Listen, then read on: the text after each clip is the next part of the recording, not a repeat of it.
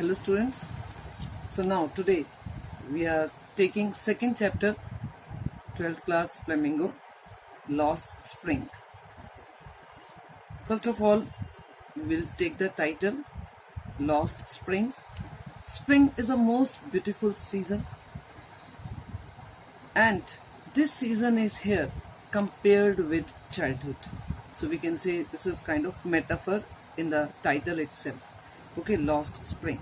So spring is here compared with childhood, and here the author Jung, she's talking about those children who are not fortunate enough to go to school, to have formal education, and they can fulfill their dreams. Maybe Jung, to some extent, she feels that first of all, these children, they don't have dreams, and if they have, maybe very soon their dreams are shattered.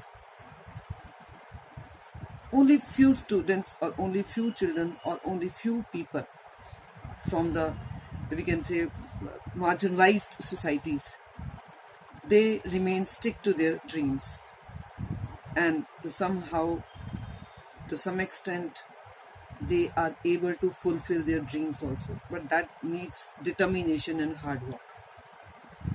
But we can say more or less here she has talked about, we can say in a way she got success in portraying poverty, especially poverty of India. She's talking about Indian society, and even some reviews say that yes, she has even tried to bring that black picture of India also in the forefront, but actually she has brought the truth only. Okay, so we should not go into that detail. But when we talk about Jung, we can say that yes, she is, we can say, from a very aristocrat family of Hyderabad.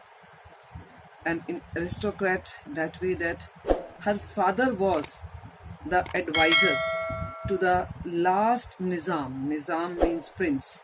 Okay, to the last prince of Hyderabad province, Hyderabad state. So she belongs to that aristocrat family, and she has been a successful writer. She has written so many stories, so many books, and all the work, okay, has taken her to always a new height. So this Lost Spring, this is taken from actually her book Stories of Stolen Childhood, and this she had written in 2005.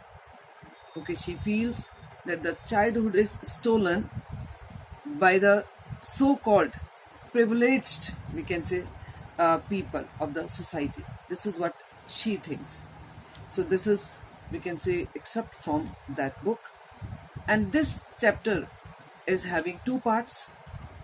In first part, she deals with the, we can say, poor children from who are migrated actually from Bengal, Dhaka, and here when they came to India, they settled down, but there was no job for them, and ultimately what they became, they just started scrounging in the garbage.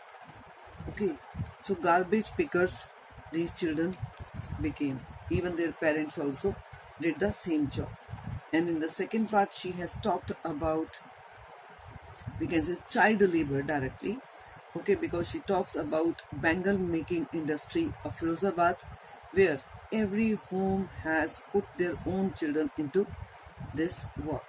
Okay, so let's start with the first part, Lost Spring.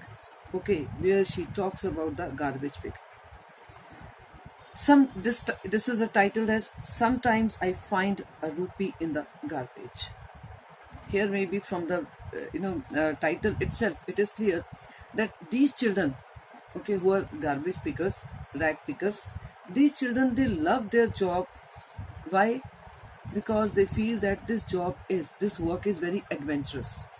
Now, why it is adventurous? Though they are all the time roaming about in the streets in every kind of bad weather, okay, or good weather, but they are roaming about, and to some extent they even enjoy this job. For them, this is something exciting. Why? because sometime in the garbage they find hard money, and once they find even 1 rupee note, then maybe every morning, in hope to get more rupees, okay, they come every day for garbage picking. That's why they don't hate their job, or they don't have any problem with this job. Let's start with the chapter. Why do you do this? I asked Sahib, whom I encountered every morning, scrounging. Scrounging means searching for gold in the garbage dumps of my neighborhood. Now, searching for gold.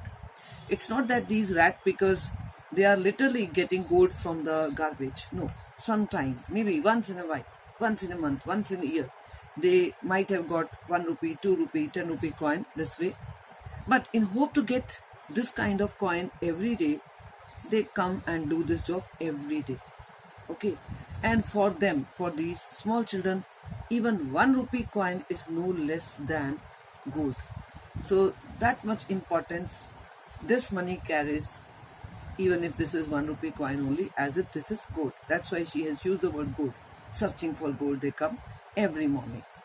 Sahib left his home long ago, set amidst the green fields of Dhaka.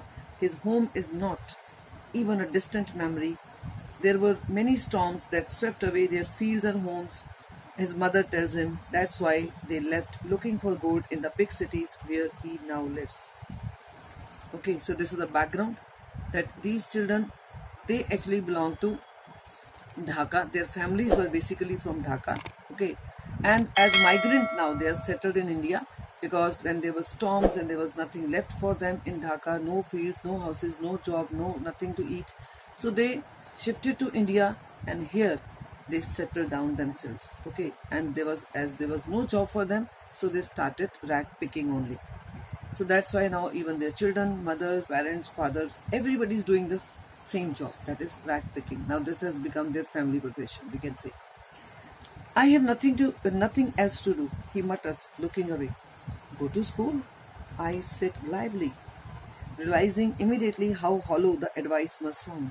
Glibly means, when you have some emotion. She said when this boy told that I have nothing to do, the writer became a little bit emotional. And immediately her answer was, okay, go to school. Okay. Though next moment only she realized that this is really very hollow, shallow advice, because really there is no school for these children. They don't have money to pay as fee or to spend hours in schools. There is no school in my neighborhood. When they build one, I will go. So this is the answer came from these children, from one of the boys. He said, there is no school. If there is school, then I will definitely go. If I start a school, will you come? I asked, half joking. Again, maybe she was in a very light mood. That's why she said, okay, suppose I make one school, I build one school. Will you come and join my school? Yes, he says, smiling broadly. And wholeheartedly, this boy said, yes, why not? Of course, I will come and study in your school. A few days later, I see him running up to me. Is your school ready?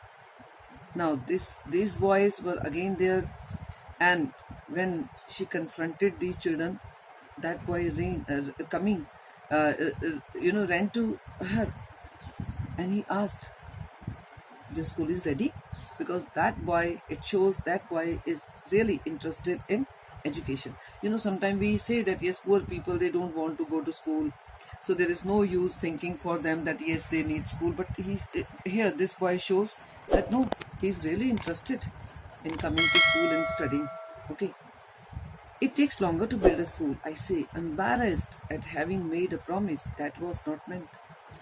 No, only she felt embarrassed that she should not have joked like this, because she's not going to have build a school.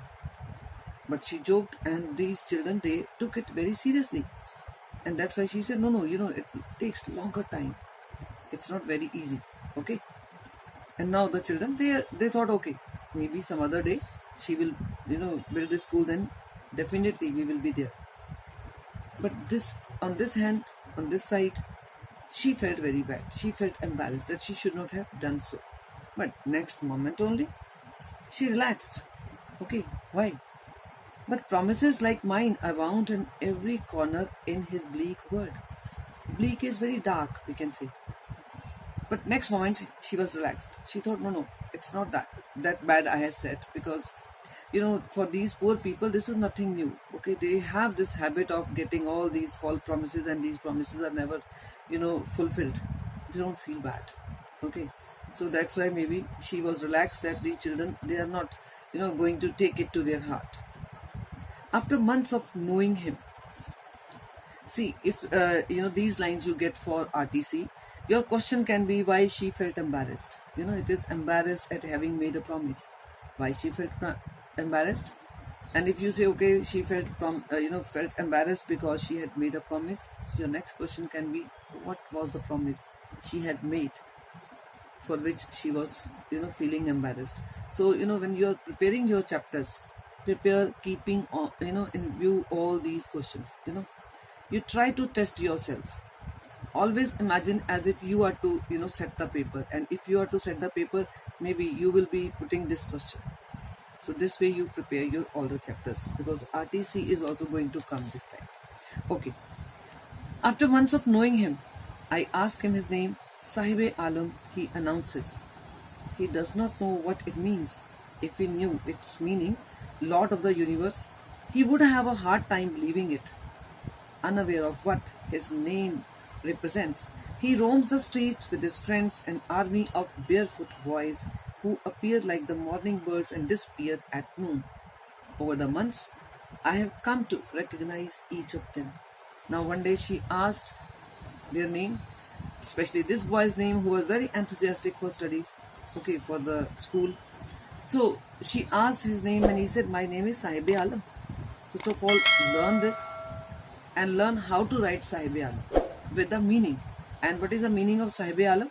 Lord of the Universe. And she said, his name is Sahibe Alam.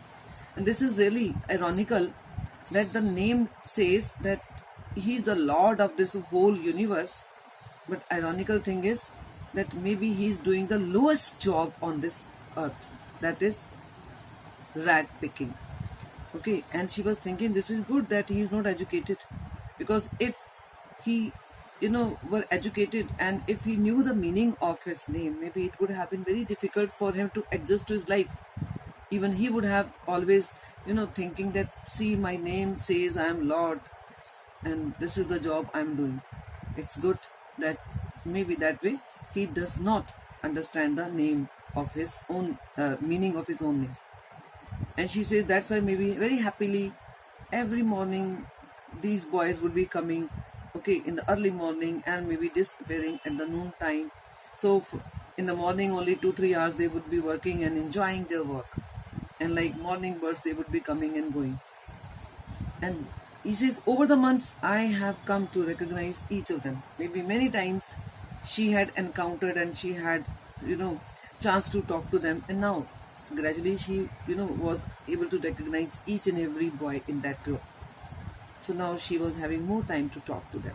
So one day she just started talking to them, and during this chat she asked this thing, why aren't you wearing chappals? I asked one.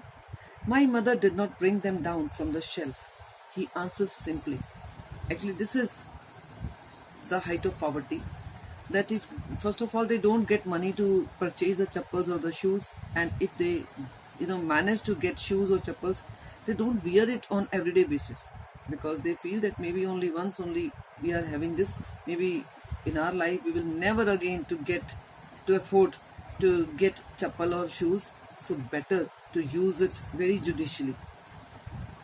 Even if she did, he will throw them off, adds another who is wearing shoes that do not match. When I comment on it, he shuffles his feet and says nothing. I want shoes. So actually the other boy said, no, it's not that his mother doesn't give. Actually, he himself doesn't want to wear. And this boy who answered this on behalf of this boy, actually, he himself was wearing shoes, but these were not matching. They were not from the same pair. Okay, so mismatched shoes he was wearing. And even Anish Jung, she also commented that, oh, you are wearing different shoes. And this boy had no answers. Okay, he just shuffled his feet and he could not say anything. And he said only, I just wanted shoes, that's why whatever I got, I'm wearing it. Says the third boy who has never owned a pair all his life.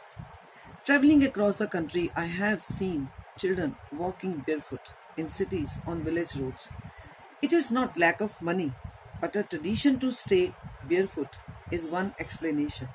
I wonder if this is only an excuse to explain away a perpetual state of poverty. Now, here she says that it's not only that these boys I had seen barefoot. Many times she said I had seen people in the villages, in the cities also sometimes, barefoot, not wearing anything. And she said, even I tried to know what is the reason behind it, and sometimes people told that actually this is their tradition to remain barefoot. And she said every time I was wondering, is it that this is really a tradition to remain barefoot, or this is their continuous perpetual state of poverty? Is it that they are trying to hide their poverty and they don't want to accept that because of lack of money they are not able to purchase shoes, or really it is the custom that sometimes some people remain barefoot? Okay, I think in this video I will stop here only. I don't want to make a long video that you feel bored. So up to this video, next part, okay, of this same first part of this chapter, okay, I will be doing in the next video. Thank you.